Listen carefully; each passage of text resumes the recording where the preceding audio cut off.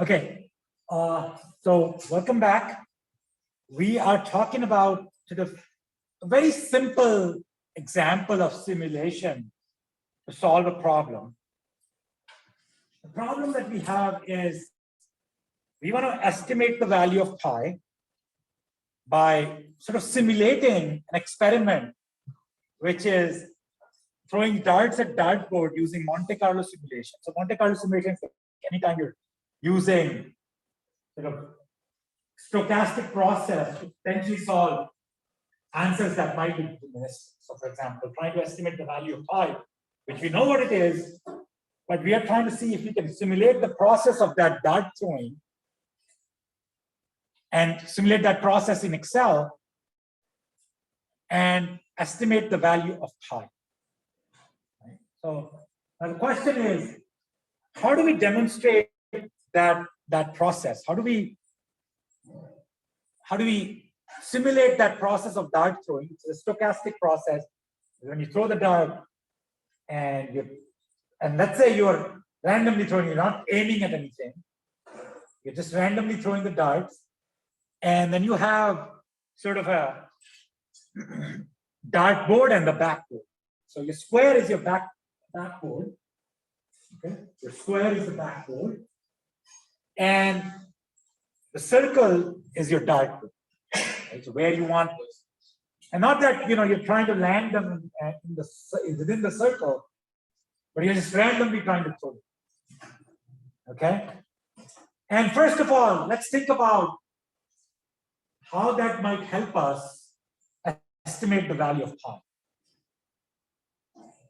Like throwing darts at this particular entity, right? So let's say I'm gonna try to draw some things here, and I'm gonna try to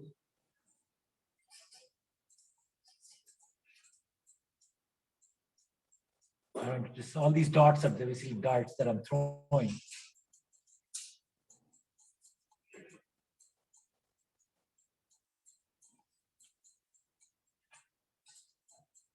How can that process, let's say these are all marks of the darts that I've thrown, let's say. How do you think all these darts that I'm throwing at this can help me estimate the value? Is there any connection that you can think of?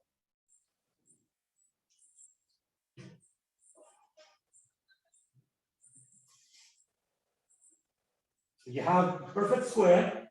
The circle is inscribed within that square. And now you're basically standing there and you're throwing darts. And then let's assume that these blue dots are where the darts are landing.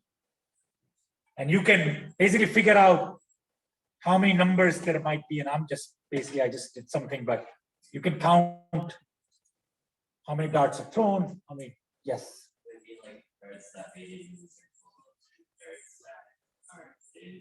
Yeah, so the response here is that the darts that it might be interesting to look at the darts that landed within the circle versus the darts that landed outside the circle. And obviously for this, it's important to say that you're not trying to actually throw the dart inside the circle, you're just randomly throwing it at the backboard.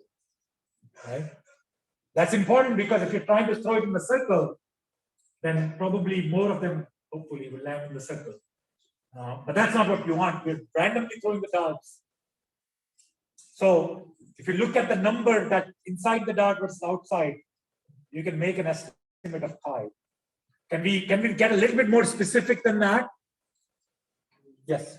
You can probably get a decent general idea of what the radius and the measurement for the area of the parts that covers. Yes.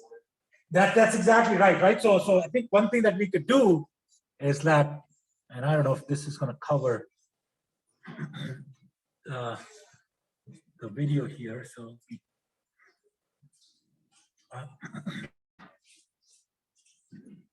show.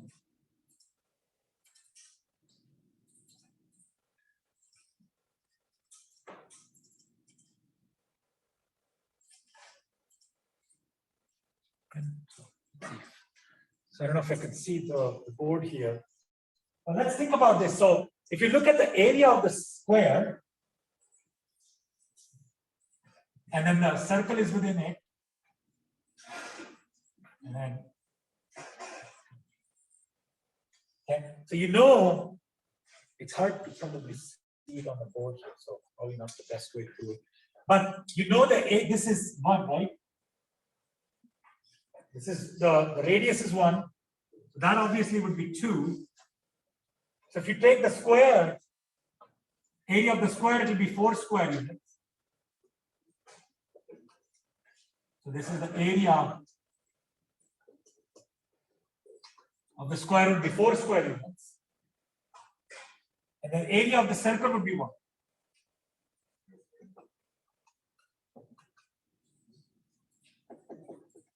Pi r square, which is pi times 1 square, which is just going to be pi. Right? So if the area of the square is 4, and the area of the circle is pi, right? You could figure that. And if you knew that, let's see if I can move it.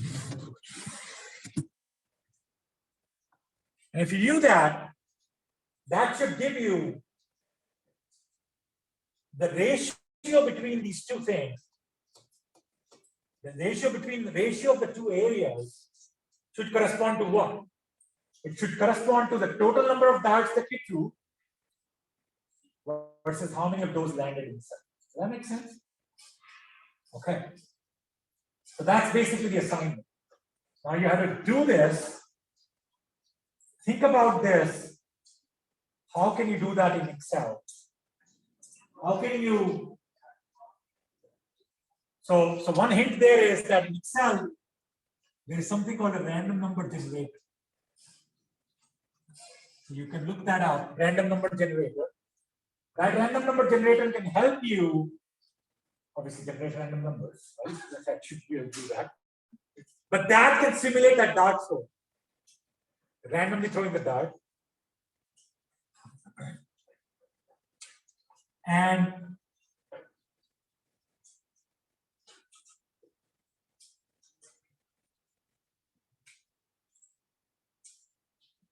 so between, let's say, the radius of this is 1, right? So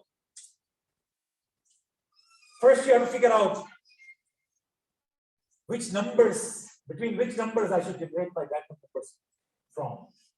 Right? Think about that. And once you know that, generate some random numbers, and then figure out how can you define which of those points are landing within the circle and which of them are landing outside the circle.